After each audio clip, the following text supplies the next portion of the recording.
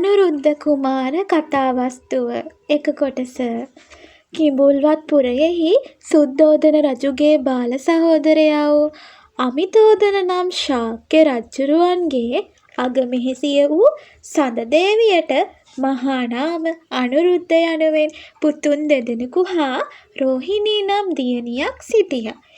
එයින් අනුරුද්ධ කුමාරයා මහා පින්නැති අයෙක්. ඔහු කුඩා කල රජ කුමරුවරුන් තිදෙනෙකු හා තෙවතාවක්ම කැවුම් යවපු නිසා රජ බිසවට කම්මැලි හිතුණා. කම්මැලිකමක් දැනුණා. පරදින්න කැවුම් භාජන යවිය නොහැක. ගෙයි කැවුම් නැතැයි කියා පණිවිඩය යවන්න හිතුවා.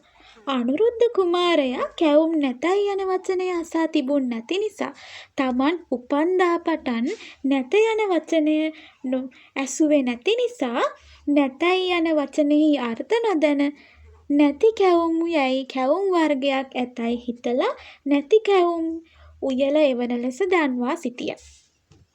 මෑණියෝ ඒ වචනය අසා සිනාසී මගේ පුතා ධනවත් කුලයේ උපන් නිසා පින් ඇති නිසා නැත යන වචනය අර්ථය නොදනිති.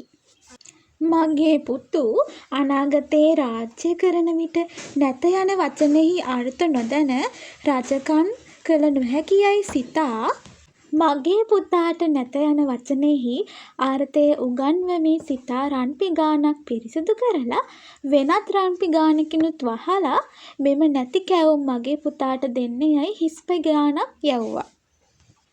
අනුරුද්ධ කුමාර කථාවස්තුවේ ඉතිරි කොටස් බලාපොරොත්තු වෙන් සිටින්න. ස්තුතියි.